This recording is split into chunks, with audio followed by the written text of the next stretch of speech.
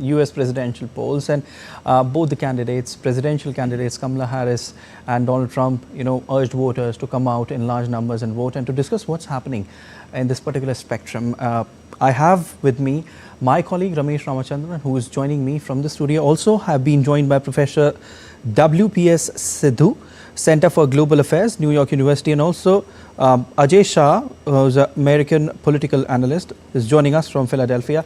I welcome every one of you on this special broadcast today. But first to you, Ramesh, how would you describe the Biden-Harris presidency to the Trump years in the White House, especially in terms of foreign policy in general and India in particular?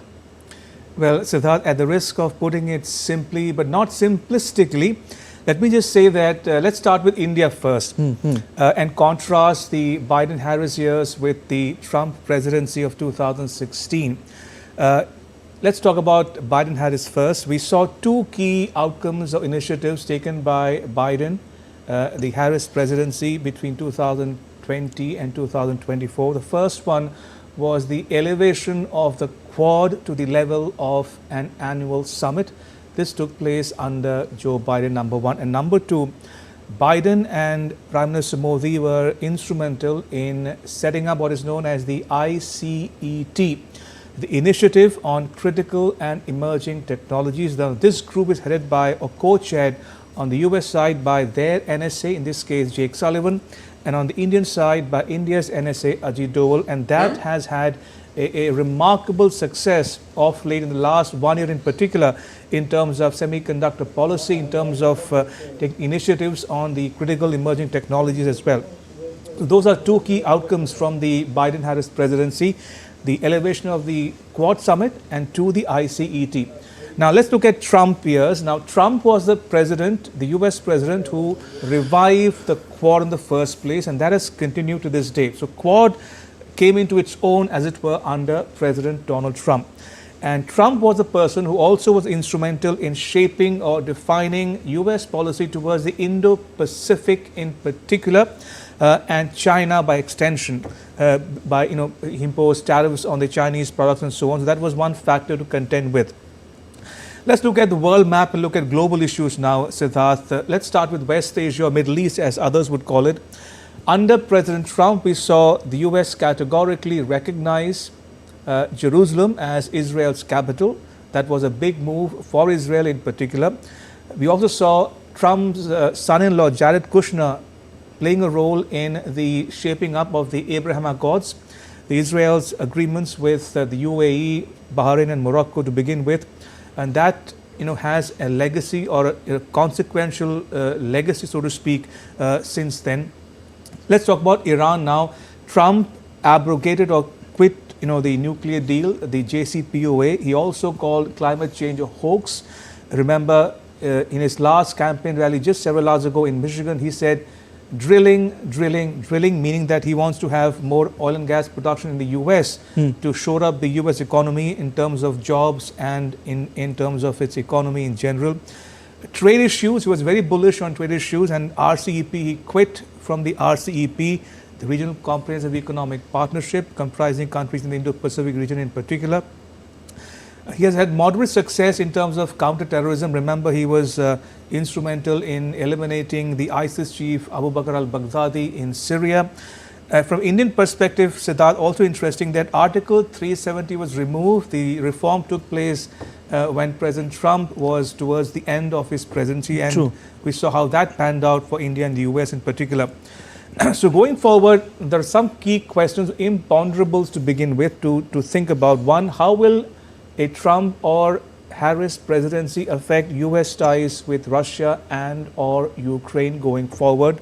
North Korea is another issue. The tensions are escalating on the Korean Peninsula. We saw Trump use flowery, rhetorical flourishes talking about missile man or rocket man. In Kim Jong-un's case, he talked about fire and fury, only to end up holding a summit with Kim Jong-un first in Singapore and then across the DMZ on the Korean Peninsula. China, Taiwan, how will that pan out going forward under either of these two candidates?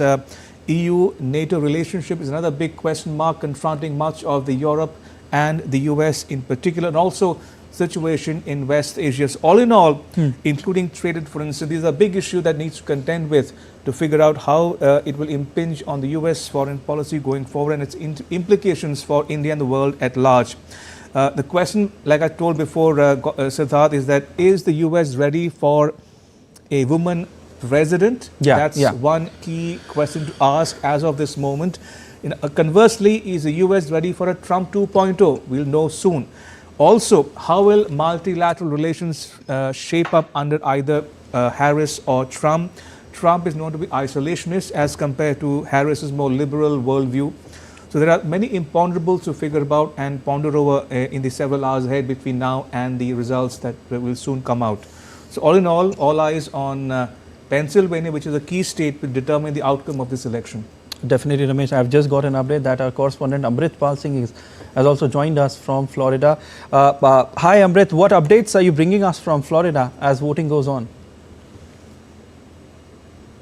Well, brisk voting is happening here in Florida, where I am in West Palm Beach, and that's the reports that those are the reports that I'm getting from across the state. I am right now standing. What you see behind me is Mar-a-Lago.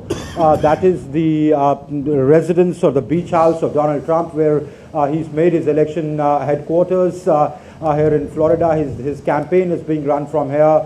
So he'll be closely watching who is turning out, what are Republicans turning out in numbers, because finally it will boil down to who wins this election will boil down to who is able to get their voter base out. Both Kamala and the Trump camp are trying to get their voters to vote, especially in the swing states where it is the contest is close. What I hear from Pennsylvania, Georgia, is that a lot of young voters and a lot of women voters are coming out. Now, if you look at the early voting, about 55% of those who voted were women. That should be good news for Kamala Harris, because she appeals to voters. Now, I'm not saying all women are going to vote for Kamala, but her stand on abortion and women's rights has won her over many women who may otherwise have been Republican by ideology, because they relate with that issue. So if women do come out in large numbers, that could mean good news for Kamala. But in early voting, most voters who turned out were Republican voters. So that gave a leg up or a shot in the arm for the Donald Trump camp. Let's see by the end of the day how much is the voter turnout, and which segment of the voter turns out more. That will decide who takes the lead in these elections. So all right, Amrit Pal, stay with us. We've also been joined by Professor W.P.S. Sindhu, Center for Global Affairs, New York University, and also Ajay Shah, political analyst from Philadelphia. First to you, Professor Sindhu. Are you witnessing any notable difference in 2020 and 2024 US presidential elections, in terms of campaigning, in terms of, voter turnout? Thank you, Siddharth, for that excellent question, and good to be on as well. I think right away you can think about this election being distinctly different than the previous one in at least two ways. Number one has been the amount of money which has been spent on the election. It has gone into billions of dollars, and the state of Pennsylvania alone, one that we've been talking about and which is a very key state for almost every outcome that we can think about, $1 billion have been spent in that state alone, which is practically unprecedented. The second thing is that the number of people who've turned out to vote early, 82 million, is also a record. This is the highest early voter turnout that we've ever seen. And, the last time the turnout was probably the highest in US history.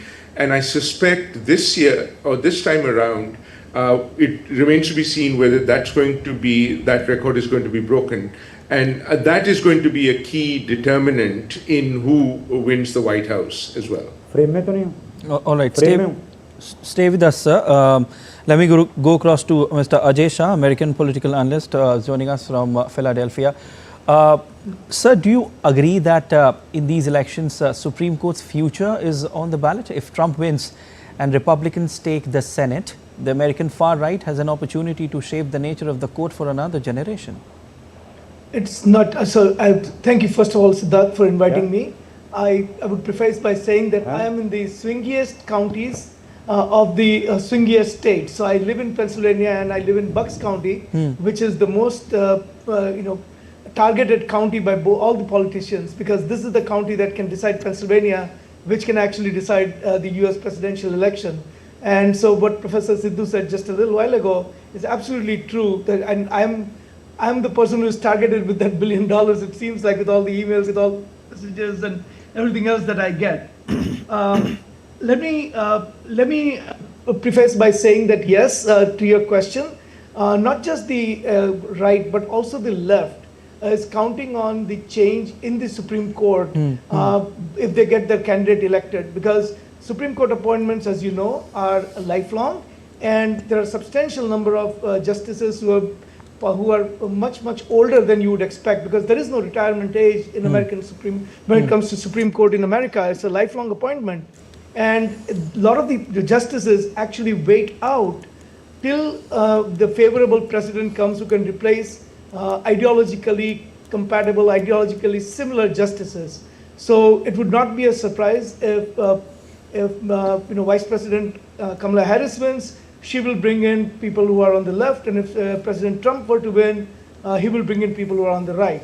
And this is, and the impact of the justices in the Supreme Court far outlast the impact that the politicians who are presidents or vice presidents or even people who are in Congress or Senate in important commissions and committees and other important positions. So justices are absolutely deciding the Supreme Court justices appointments is absolutely the key to the election. All right, Mr. Ajay, stay with us. Let me go across to Amrit Pal Singh, who is joining us from Florida. Hi, Amrit. Quickly tell us about the security measures that have been put in place to ensure fair and secure voting. Security measures vary from polling booth to polling booth, from county to county. The sensitive counties, especially in the swing states, where there is, an apprehension of vandalism, of violence, of crowds going out of control, there unprecedented security measures have been enforced. Steel frames have been erected, steel glasses, steel doors at places, bulletproof glasses, GPS trackers, snipers on the roofs, sniffer dogs, GPS trackers. Panic buttons have been given to election officials if they feel pressurized by the crowd sort of taking over and things going out of hand, to protect both the ballot and the people or the voter. Sheriffs at many counties are doing the rounds. Sheriffs of many counties are doing the rounds of those polling stations or polling booths which are considered sensitive or are more prone to any kind of violence. Yes, it's unprecedented security as compared to the last time or the time before that, Siddharth. All right, thank you so much, Amrit, for your analysis. And let me come back to you, Ramesh, again. Talk to us about the Indian American community and how crucial role will they play in these presidential polls? Well, Siddharth, talking about the Indian American community in terms of its sheer size, they account for about 6 million as of the latest figures that we have received, thereby forming the second largest ethnic group in the US. They have voted traditionally Democrat, but of late there is a trend, discernible trend of that, where the second generation, third generation Indian Americans who are upwardly mobile and becoming affluent, they tend to vote Republican, and we've seen that in several instances in the previous elections as well. So this shift from voting Democrat to Republican is very evident and discernible. Now that said, of late we've seen Trump also cater to his, the constituency in terms of the Indian Americans. Most recently, when he spoke about the safety and security of Hindus in the US and Bangladesh in particular, that's one issue that the Biden government in particular has been very silent upon, uncharacteristically of that. Neither Biden nor Harris have spoken much about this issue, but Trump, in his wisdom, chose to do so. Most recently at one of the rallies, and he spoke about on the occasion of Diwali. True. He spoke about how he is worried about the safety of Hindus in Bangladesh in particular, and that how the Biden government has ignored the Hindus in the US as well. And in fact, Trump has also said that Indian Prime Minister Narendra Modi is a good friend. Indeed, and their friendship goes back a long time. We all remember the Howdy Modi event. Correct. And similar events organized by both sides in those during those Trump years. So talking about the Indian diaspora, Sardar, they are becoming a force to reckon with, if not already. They become a consequential vote bank, and I would tend to suggest that both Professor Sidhu and Mr. Shah would bear me out when I say that they've come into their own, as it were, and they're a force reckoned with in the US domestic polity as well. And just as an anecdote, Siddharth, Diwali was first organized or celebrated in the White House during Obama years in 2009, and that tradition has continued to this day. And speaking about the community itself, they are educated, self-made, individuals. They assimilate well, integrate themselves well into the American society, industrious. And they are willing to hold public office, and we've seen a number of examples of that in both Republican, Democrats as well. We saw in the case of Vivek Ramaswamy, the Republican Party, or Nikki Haley on the other side of the spectrum. So all in all, they are, like I said, coming into their own, and I'm pretty sure our guests will bear me out when I say that. Definitely, Ramesh. Now let me go across to Professor Sidhu.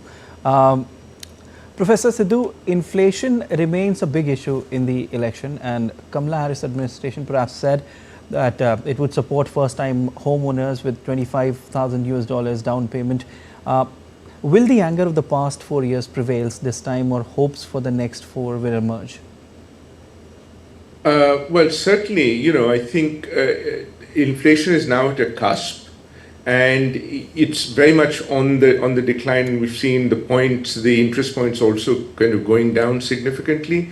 Whether that's going to make an impact today, because it is really the one day for any of the undecideds to decide one way or the other, I'm not quite sure whether that's going to, sway, but it's probably one of those elements.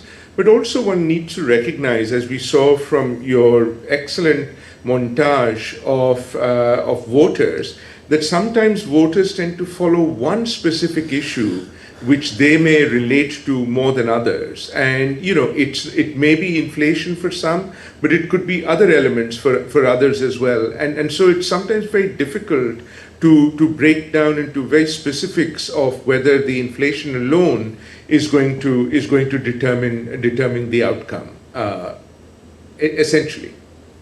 Okay. Mr. Shah, tell us about the importance of these elections from India's perspective. Yeah, so it's really interesting.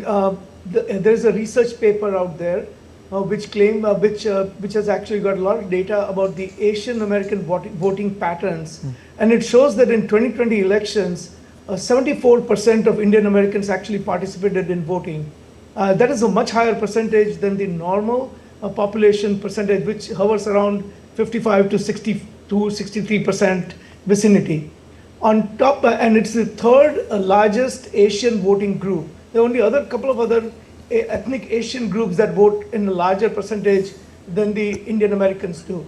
Now, it is also true, as one of our other panelists said, that most of these voters, Indian American voters, were at one time Democrats. In fact, if you go back in history, about maybe 15 years ago, 20 years ago, so maybe 3 election cycles ago, about 82 to 84% of the voters voted straight line, party line Democratic, whereas the survey that was done by Carnegie Endowment, and that just came out last week by Vaishnav and his group, shows that this time around only about 60% are straight line Democratic voters.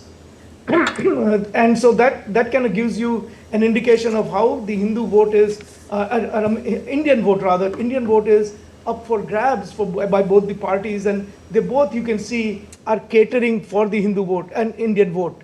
Now, Hindu vote being, I keep saying Hindu vote only because Hindu vote in many ways is actually, and if you call Sanatan the vote, that actually is even larger than the Indian vote.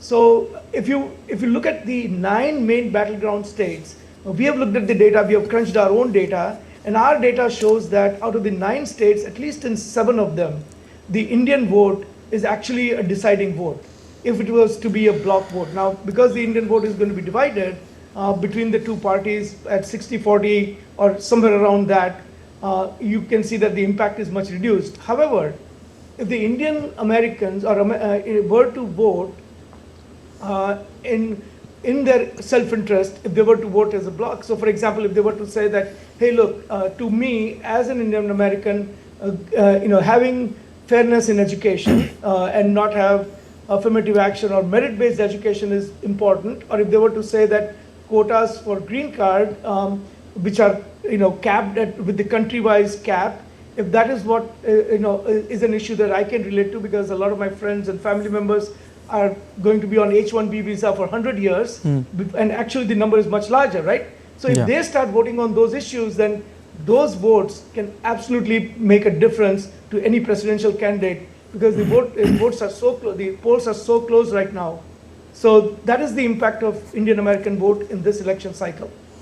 And Mr. Shah, how about the promises that were made by both the presidential candidates? On one hand, you have Kamala Harris, who promised abortion rights to women, and somewhere it's looking like that she's having that trump card of giving abortion rights to women. It's looking something like that.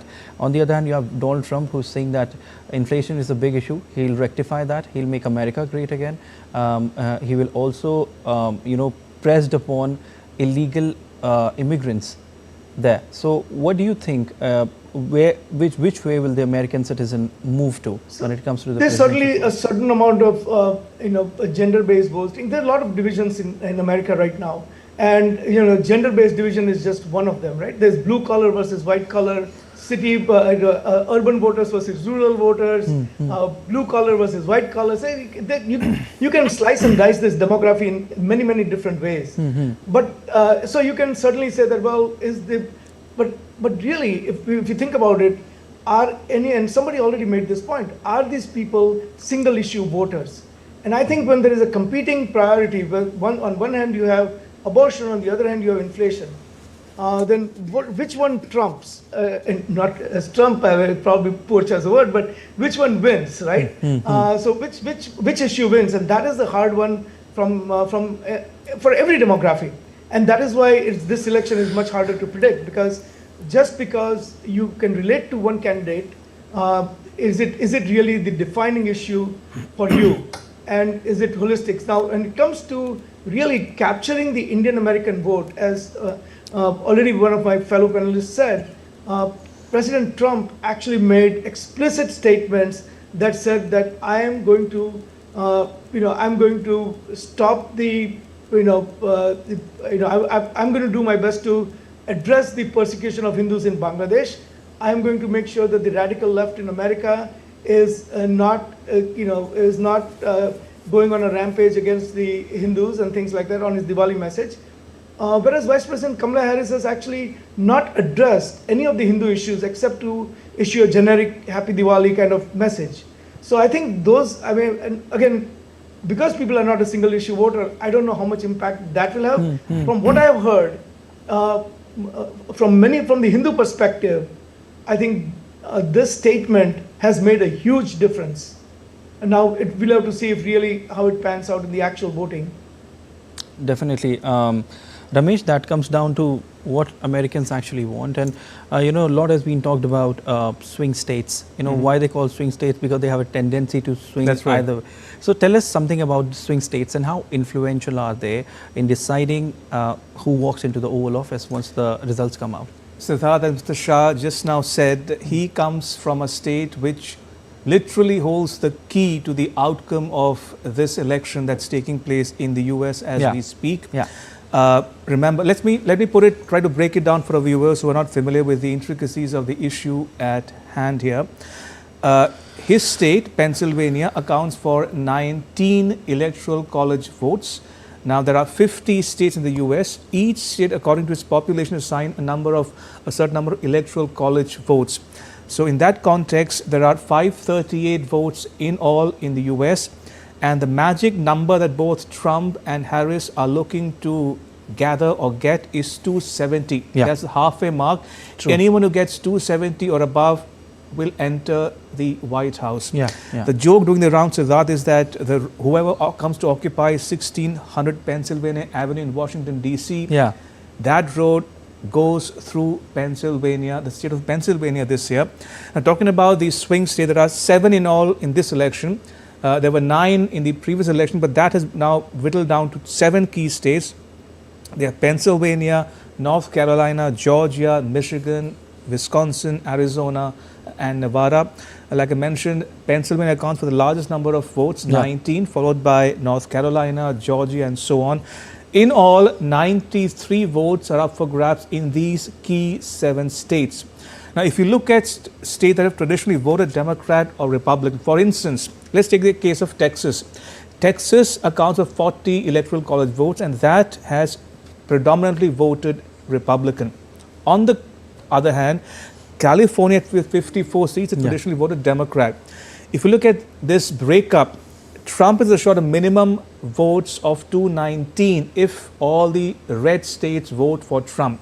On the other hand, Kamala Harris is assured a minimum of 226 seats if all states that have voted Democrat do so again this year. So the toss-up is between those 93 votes in the 7 key swing states which have voted like purple states, as some people call it. Why? Because Michigan, for instance, voted for Trump in 2016 but lost. He lost in Michigan in 2020. So like we saw the other day, his last campaign rally was held in Michigan after he spent the entire day, almost the entire day, in Pennsylvania. Whereas Pennsylvania is a must-win state for Kamala Harris, and that's why she thought to deem it fit to hold her last campaign rally in Philadelphia, in Pennsylvania, just before midnight, before the polling day began. So all in all eyes will be on Pennsylvania in the next several hours, Siddharth. All right, Ramesh, thank you so much. I must say that it was a wonderful analysis by you. But time now, we have paucity of time. This is what my producer is telling me. But thank you so much, Ramesh, for joining in. And also Professor W.P.S. Sidhu and also Mr. Ajay Shah for joining in on this special broadcast. Much appreciated.